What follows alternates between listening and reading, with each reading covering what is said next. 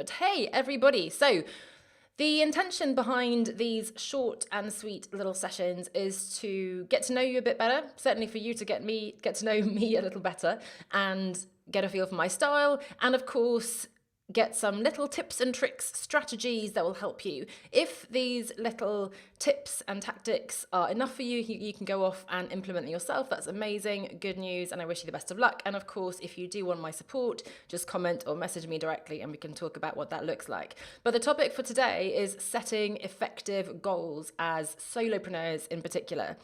Really important topic. Obviously, at the beginning of the year, we tend to get into this mindset. I think the other moment in time is in September, with the kind of back to school really deeply ingrained in our psyche, and whether we have children or not, we remember it from our own childhood. So September's a great time. New year, still the same us, but perhaps a reinvigorated focus on our goals.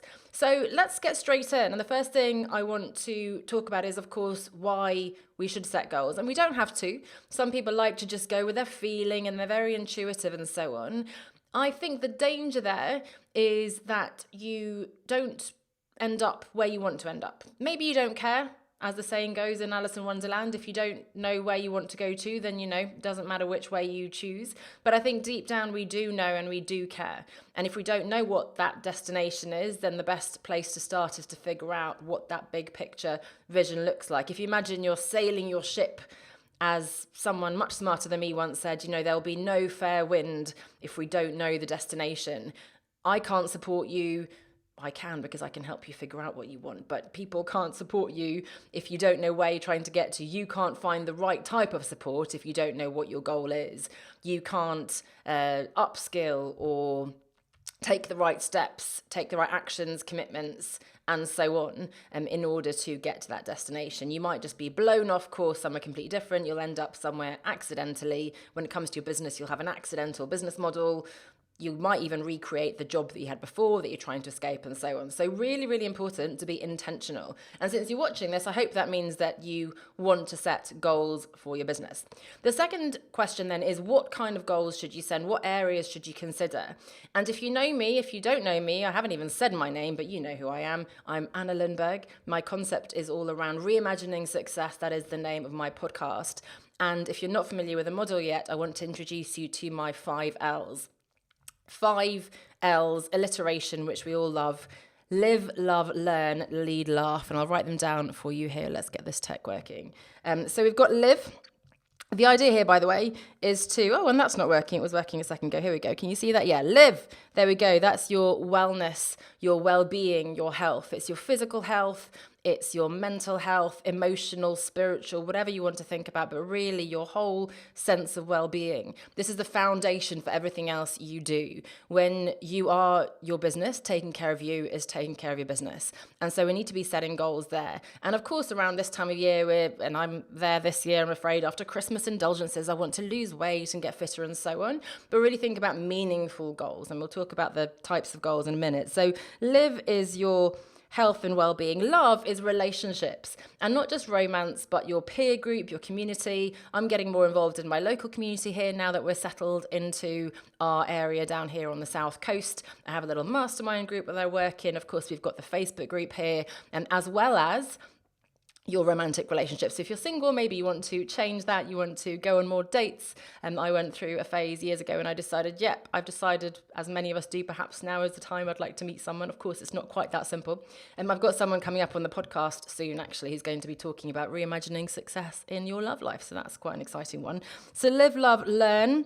I think you're all here, so I don't need to tell you this, but lifelong learning is a really core value of mine. So really thinking about how can you grow and develop. And it could be a kind of traditional formal course. Last year I did an organizational psychology course. Previously I did positive psychology. I'm doing Duolingo Spanish and Italian. I've added in just to confuse myself on my phone. But it could also be, and I've learned a new sport last year, racquetball. It could be something like that, tennis lessons, music, or it could be something within your work. So live, love, learn. Lead is your career and business, so we'll talk about that in a moment. And then laugh. I know it's weird to set goals in your in this area of fun and spontaneity, but maybe a hobby. And women especially, but all of us as parents, as senior professionals, busy, it's really hard to carve out time for the fun and the things that aren't sort of really imperative right now, but try to do so, right? So those are 5 areas to consider. Now, if we take your business specifically, let's think about the areas there. And again, if you've done some of my programs, you'll be familiar with these areas, but I like to think about, again, 5 core task categories for your business. Actually, if you start at the bottom, it goes income. Let's face it, we all want to make money, even when we say that's not the primary driver.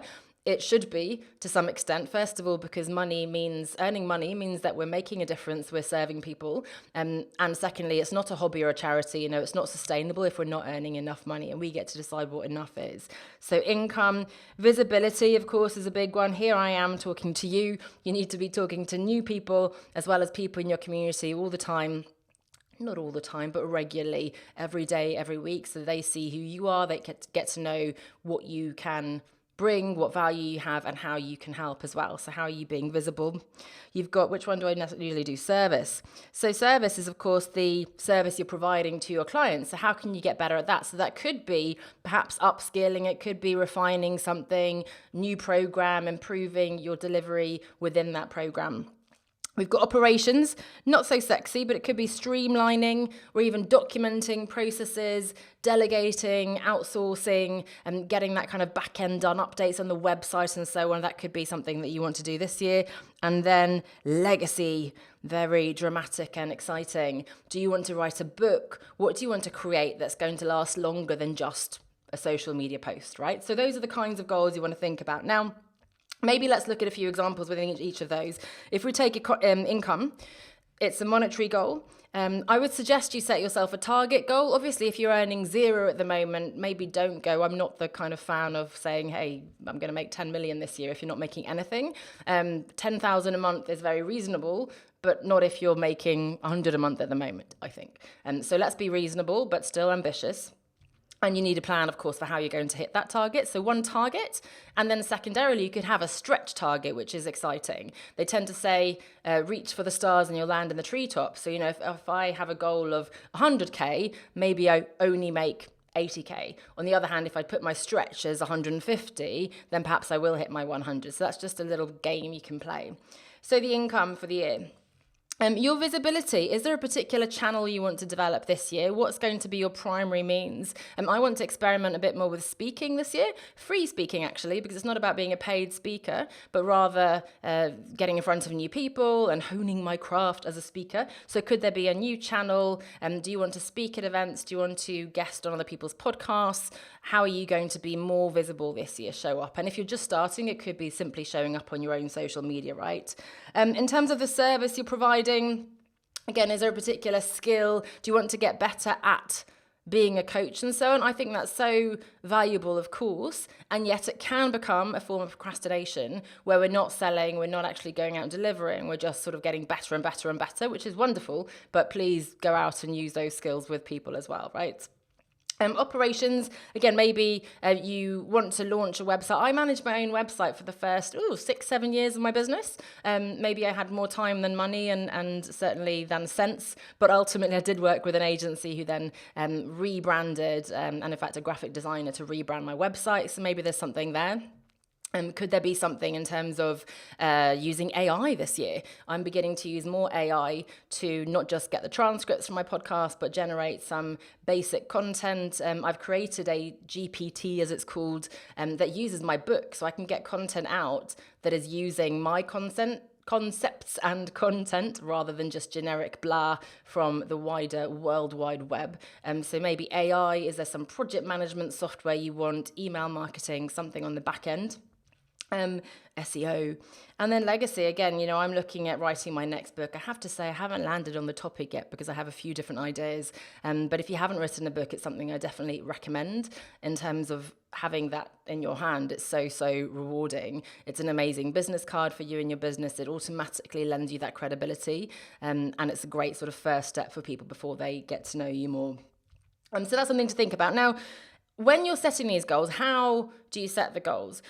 It depends on your kind of personality and your way of doing things. You might be a very verbal person. You want to kind of bounce ideas back and forth with somebody else. Maybe you just want to grab a pen and do kind of free writing. But a few things to consider, whatever method you choose. And you might have some that come spontaneously and some that will take more time.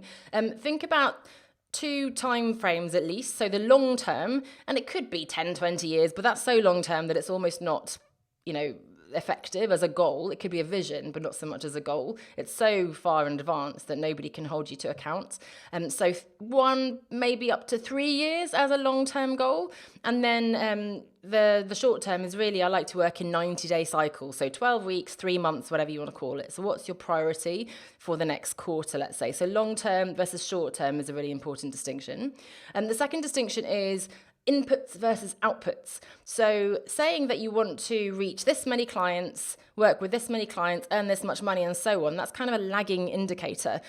Yes, by the end of the year, of course, that will be the measure of success for the business, but knowing that I want to make 100K, 200K, 500K doesn't really guide my steps right now. So I need to work out the inputs that are going to get me to that goal. So, okay, what are the programs I'm going to be selling? How many people do I need to speak to in order for so many people to say yes, in order to earn that much money with each of the programs and so on, right? So I need to know I need to connect with this many people on LinkedIn, have this many phone calls. It's less direct the link, but maybe go live this many times in my group or on the LinkedIn or whatever it is. So I've got the visibility. I want to get on this many podcasts and so on, right? So podcasts, again, there's input, output.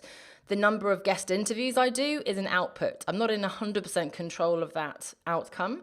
What I am in control of is the podcast I'm pitching. So I can pitch 10 and get 8 of them or 5 of them or 2 of them, who knows. The more we do this work, the more we'll come to terms with sort of what the mathematical equation is of the input versus the output. And when you're starting, maybe 1 in 3 of your consultation calls will result in a sale. As you get it better, it might be 2 out of 3. If you qualify people really well before you get on phone, you can really increase that number. But think about the actions you're taking every day, as well as then the outcomes that come from those. So inputs, outputs, and mid-term, long-term, short-term. Finally, how are you going to make sure that you can actually achieve these goals? Well, the first thing to do is to anchor them in your habits. And there are a couple of ways to do this. One is I use Asana as my project management software. So I have recurring tasks in there. I know now, again, if it's this many people on LinkedIn or calls or whatever, go live every Monday says, right, schedule the content to do XYZ, connect with so-and-so, follow up with all the warm leads, B2B, B2C, and so on, right? I don't have to get up in the morning and go, oh, what am I going to do today? It's a no-brainer. Once you get into that routine, it'll be even easier. But every Monday, every Thursday, whatever your working schedule is, those are the tasks you're doing. So use a project management software. It's a free software, Asana. You don't have to use the paid version. The second thing is to block it in your calendar. I'm a big fan of time blocking, using your calendar as a to-do list. You can design your ideal week to see where you should be spending your time. But really, in all its simplicity, you want to be reviewing your calendar every week, every day to see, okay, this is what's coming up. If one of my goals is to exercise, then I need to look at the calendar. Oh, I was going to go for a run. It's actually -5 degrees, so I'm not going to go for a run. What can I do instead? I can do a gym workout upstairs in our home gym. Or, no, actually, I'm home alone. I've got to do the kids' drop-off, so I won't be able to go for a run, or I won't be able to go and play tennis this time. What else can I do? The same with work, right? If Tuesdays, I had a client who said Tuesdays, let's say, are her deep work days. If she suddenly has an off-site that day, then she needs to rejig those days. So use tech to advantage to have recurring tasks, to-do lists, whatever works for you. Checklists, and pilots and doctors, they all use checklists to make sure that they're not missing something really obvious in the moment of really important stress. So, don't think that it's only for people who don't know what they're doing. It's for everyone, even at the most elite level. Having checklists and to-do lists is really powerful. And secondly, use your calendar as much as possible. So anchor your to-dos and priorities in your day-to-day life via your calendar and via your technology. Obviously, you can also do things like lay things out the night before. I'm getting a bit manic with school drop-off to 2 different places. It's really stressful. So I lay out the shoes and the bags and I prepare the snacks and everything the night before. If you're going to exercise, again, the classic is put your running shoes out and so on the night before. Anchoring in your day-to-day. How are you going to hold yourself accountable? Ideally, you're intrinsically motivated and you'll hold yourself to account. Realistically, especially at the beginning, we need someone else. So a personal trainer, I've been working with mine for, I want to say 3 years now. I started sort of with a 0 to 5K run, 5 to 10K, 10 to half marathon. I've fallen back down again with a bit of an injury. But having someone else, we do a weekly check-in. She gives me a new program every 6 weeks. We look at calories and that kind of thing. That's really powerful. I have a mastermind group where I work with peers and we hold ourselves accountable. Super supportive, but and a bit of carrot and a bit of stick in terms of cheering each other on and asking difficult questions, challenging each other. You've got the Facebook group, in this case, the Escaping the 9 to 5 Facebook group, for example, that I hope to build into a community where you can ask questions and find like-minded people and so on. So think about how you're going to hold yourself accountable. And finally, how are you going to celebrate? And if you've heard me say this before, it's because we're all so bad at it. We always just look at the next goal. Oh, I didn't quite hit this. I hit 9 out of 10 instead of 10 out of 10. But let's celebrate it. I hit, I think it was top 30 and top 90 and some podcast charts yesterday, listeners charts. Yes, they're not the UK top Apple whatever chart, which would be amazing. But it's the first time I've hit a top 50, top 100 charts all time, which I'm very excited about. These accolades don't really mean anything as such, but they can give you an indication that you're on the right track, that people are valuing what you're doing and so on. So let's celebrate these moments, even if it's just a, hey, I sent out an email to everybody saying, thanks so much for listening. I'm really excited about this. I've had some really lovely messages from people, so thanks so much to you as well. But just take a moment to celebrate. If you can do something like book a massage or have a nice meal, go to the cinema, whatever, to celebrate, that's really important too. The only final thing to say is that you may need to tweak as you go, right? Adjust. So if you find that, and this is why it's so important to hold yourself to account and check in regularly, if you have a goal of making, again, 30K this quarter, if you've only made 1K already now in January, you're going to have to look at your actions. Okay, do I need to ramp up the actions? Am I doing the wrong actions? Do I need to adjust the revenue goal and so on, right? What you don't want is to get to the end of the year and go, oops, I said I was going to write a book and I haven't even started. That's fine if you've intentionally put that to one side, deprioritized it and gone for something else. But if it is something that's a really valuable goal to you that you know will make a difference and that really you care about, then it's really important to anchor it, check in regularly and adjust if you're off track. So that's it for the session today. To recap, really important to know the goals so that you know where you're heading, so that you can actually craft the business and the life that you want with intentionality. Yes, it might take longer than we think, but it's absolutely possible.